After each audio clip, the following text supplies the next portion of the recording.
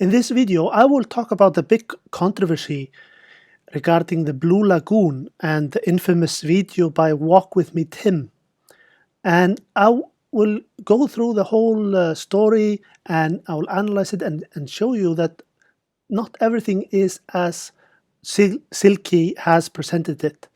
So that's the main part of the video. And then I also want to spend a little time responding to your comments, because I do read all your comments. They are helpful for me for raising the quality of the channel and make the videos better. So thank you for that. And lastly, I will share with you my future videos, what I've planned. I have some ideas, and I just wanted to tell you what's coming up.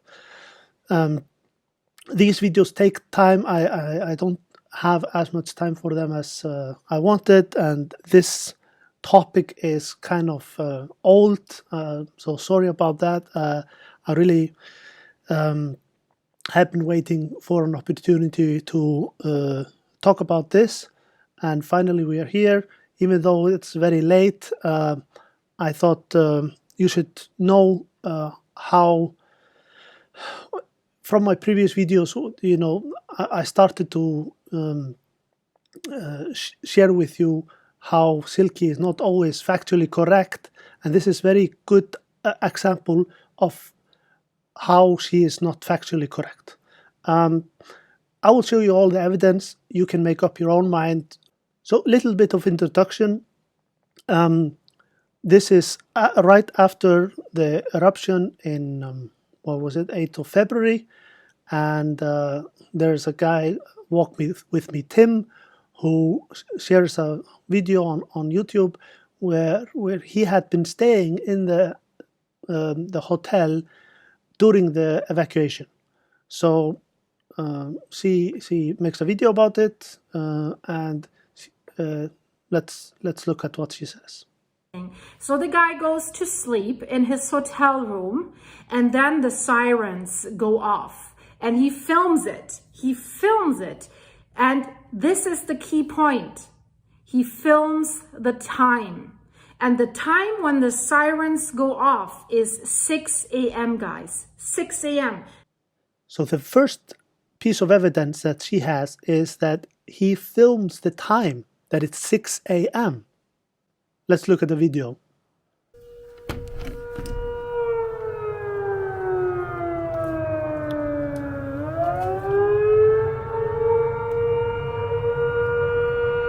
So that's him filming that it's 6 a.m. He just superimposed the time after the fact while editing. And when I saw that, I was thinking, he could, you average out the time. It could have been 6:15 or 5:45. He's not thinking that people are going to analyze the timestamp that he's putting in. So the only piece of evidence that we have of what time the sirens went off is this superimposed timestamp from Tim's video. Not very strong evidence, but you can judge for yourself. And as I said, there was nobody following him or guiding him or anything. You see several people in the hotel guiding him, telling, both in the hallway and in the reception, telling him where to go, what's happening. Does she expect them to hold his hand until he left the area, or what? This is the reality of an evacuation. They woke him up, they told him to leave, and he left. So that's the end of that video. Of course, there's more detail. I'm not going to show you the entire video. The entire video is in the description. You can look at it for yourself to see the whole context. And then next day, there's an article in MBL, and talks about the evacuation, and let's look at that. And the article just came out today that the manager of the Blue Lagoon has given an interview. And guys, really, I had to translate this article twice because I couldn't believe it. I was thinking, no. So I'll tell you what she said. So headline, really, escape the Blue Lagoon before the eruption began. And what they mean with this is that they're claiming that everyone has been evacuated before the eruption began. Although that video from Walk With Me, Tim, is out there where at 6 a.m. the sirens start at 6 a.m. And Bang, 6 a.m. the sirens went off, even though there's no hard proof that it was exactly 6 a.m. She says the headline was that the Blue Lagoon had evacuated before the eruption happened. And that's true. It was for a few hours. The headline, that's what the headline was. But let's look at the interview. That's why it's so important to be able to speak Icelandic so you could investigate and see for yourself what is actually being said. This is a 27-minute interview. Half of it was for taken up to talk to this manager of the Blue Lagoon. The other half was with I think he's a geologist, and and this snippet, one part of it, he says something about the timing. Let's look at it. Og þá eiginlega allt fólki farið að svæðinu þegar gosið farið að svona taka á sig mynd og hraunið farið að flæða? Já, það í raun og veru, ég myndi segja að síðustu bílarnir og rúturnar að keyra þarna þegar gosið að hefjast, sko. Já. Þannig að það allavega góðs viti að menn hafi þrátt fyrir þennan skamma fyrirvara sem vísindamennir höfðu til þess að vara við, að þá fólk farið að svæðinu þegar þetta farið að gera einhvern usla. Já, en einmitt eins. So that's it. I mean, they picked this small answer after, minute 10 into the interview, and that was the headline of the interview that they had left. And I tried to translate it as best as I could. It's difficult to translate the manner in which she said it. When you translate directly, it doesn't always represent what the meaning of what she was saying goes through. So I hope I gave an accurate translation of both what was said and also the manner in which it was said in, which is difficult to translate. You can judge for yourself when she says they're driving there during the start of the eruption. What do you consider the start of the eruption? Is that the first hour of the eruption? Or are you saying at 6:03 when the eruption has started? That's the timing. I would say, the start of the eruption is around a half an hour period during when it's growing and becoming bigger. So you definitely see. It was a poor choice of words for her, and from my, the way I understood the answer, the newspaper took it way out of proportion and made it the headline of the article, and they retracted it and they made the statement that they had a misinterpretation of it. We'll talk about that later. So yeah, what do you guys think? Let's look at the next clip. And Helga says that this was a so-called soft evacuation where people were given the opportunity to pack and take their belongings with them from the area. If the danger is considered greater, it's possible to evacuate in much less time. Really? The sirens went off and then Tim had a knock on his door, just get out immediately. It didn't say you can take your stuff. He said get out immediately. Okay, let's look at the clip that she's referring to. So again, it's just a text superimposed and she's interpreting it. We didn't actually see the person who knocked on the door and what exactly they said. They probably said, "Hey, take your bag. Everyone needs to leave." Something of that effect. We don't have the footage. So after the 10th of November evacuation in Grindavik, I actually heard an explanation on the radio where they were explaining the difference between a soft evacuation and a high alert evacuation. I don't know exactly what it's called. And basically, yeah, there is a difference between the two. And this was very clearly a soft evacuation where they knocked on the door, you can take your belongings and leave. During a more urgent evacuation, he would say, leave everything and leave, because the eruption is just 500 meters away or something. This was an eruption, 2-3 kilometers away. There was no immediate danger. So they had time to gather their things and leave. So you saw everyone was quite calm. Everyone, they were just kind of asking questions and leaving. And at some points, he was actually criticizing them for being very calm and not in any rush. That's what a soft evacuation means. So, yeah. I will tell you, I have nothing to do with the Blue Lagoon. Some people think, oh, you must be a shill for the Blue Lagoon. No, I'm just a resident of Iceland who cares about misinformation that is spreading around. I don't mind legitimate criticism.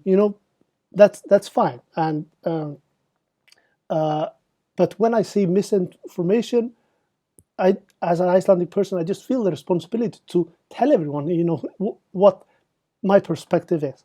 So no, I don't work for the Blue Lagoon. I know someone who worked there 20 years ago. That's basically the biggest connection I have with the Blue Lagoon, and that I drive past it, or like I see it in my peripheral when I'm driving to and from work. So yeah.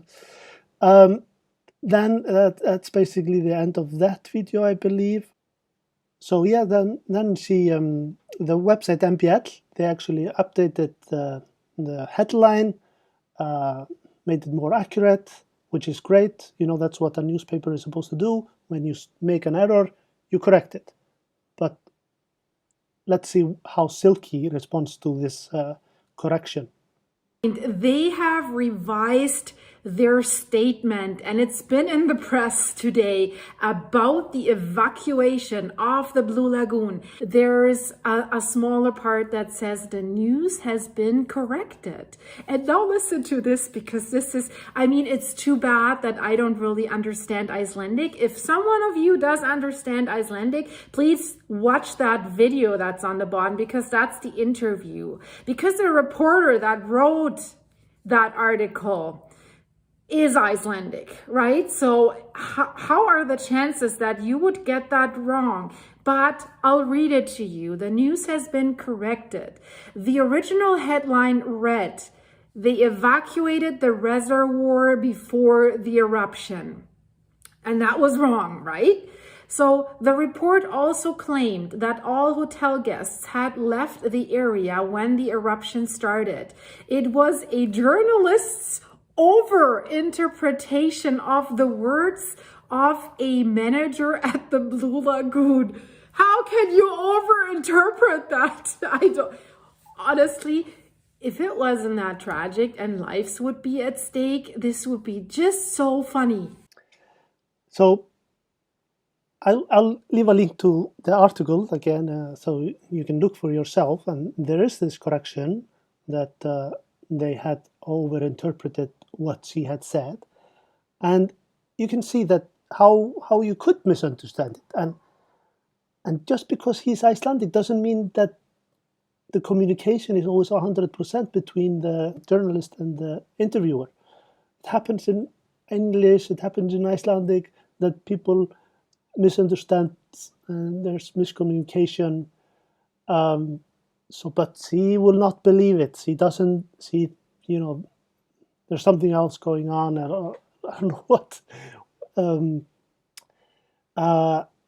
But from my perspective, that's exactly what happened. That and she makes it out as if the Blue Lagoon made that big statement that, look, we evacuated everyone before the eruption happened, and that they were pushing this narrative, when it was a 2-second part of an interview, off the cuff answer to a question, 10 minutes into almost half an hour interview. So nowhere in Iceland was this a big deal. It was only a big deal on Silki's YouTube channel, because he just took it completely out of proportion. That's what I think. Maybe I'm a little bit too passionate about it. It's not a big deal, but somehow it grinds my gears. Let's look at another clip. Now she talks again about the soft evacuation. That this was a so-called soft evacuation where people had the opportunity to pack and take their belongings out of the area. And if the risk is considered higher, it is possible to evacuate in a much of a shorter time. So what more higher risk do you need if the sirens go off at 6 a.m. and you can see the lava spill 80 meters high and everything is red and you can even feel the heat? So this doesn't make sense, and I called it BS. I will tell you what the higher risk scenario would be is if the eruption happened in the Blue Lagoon, which you keep fear-mongering about, and I actually want to make a video about that. Maybe my next video will be about her fear-mongering about the eruption inside the Blue Lagoon. So that would be a higher risk. An eruption kilometers away, that's a low-risk scenario and a soft evacuation. He was walking in the lobby and there were tourists standing around, and there was a guy pretty chilled out standing behind the front desk, and he was like, yeah, if you're flying out today anyways, just go right to Keflavik airport, just take your car and leave. And that was it. Oh yeah, just take no. Let's look at the video. What that she's referring to. Just drive to Rekenesbrow. Yeah, everyone in their own vehicle, you can just head off. I've got a car. Yeah, if you have a car, straight out of the region. So, what do you guys think? I didn't see anything wrong with the gentleman there explaining to him, no, you just go in your own car and straight out of the area. And there are traffic signs there. To the right is Grindavik, to the left is Reykjavik. You just follow the signs. It's not complicated. It's not rocket science.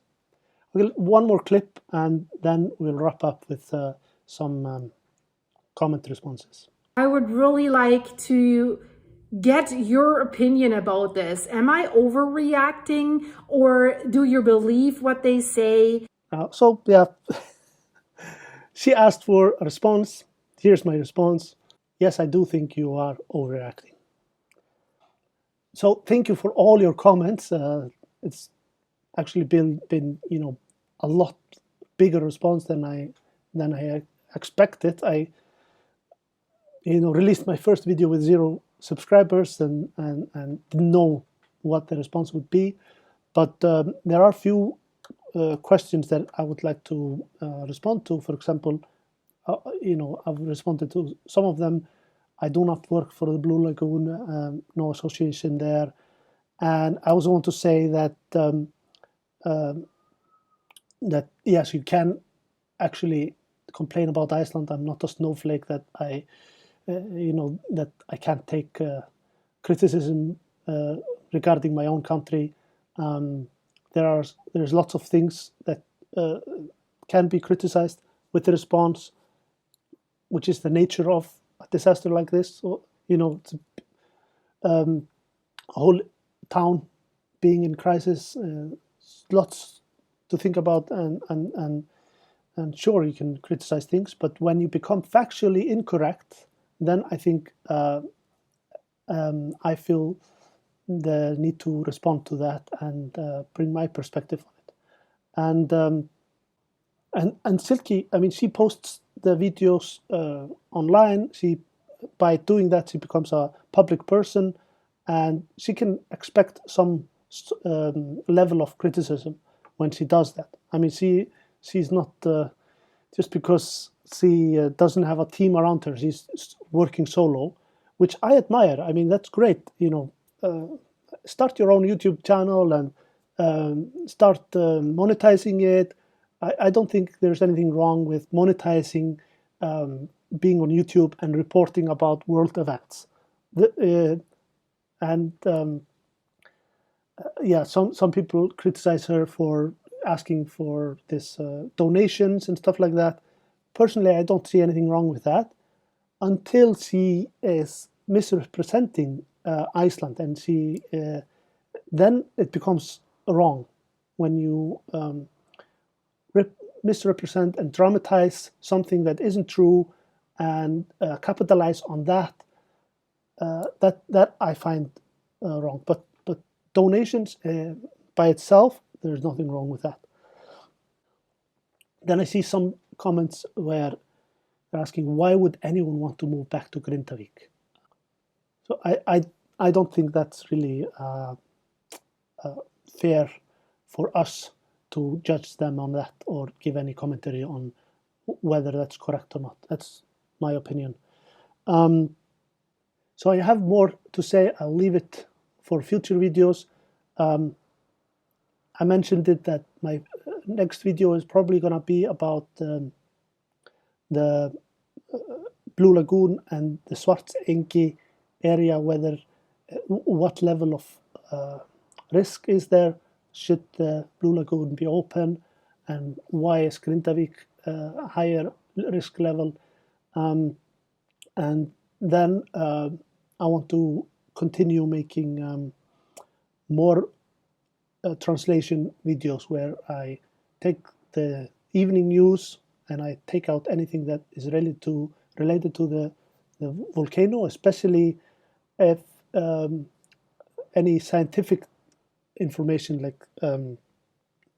like you've seen in my last two videos, where there was a geologist or volcanologist explaining the science behind everything. Anything about the citizens or social aspect, you'll probably see less of that on my channel. So, so reading the comments, sometimes I wonder, did they actually watch the entire video?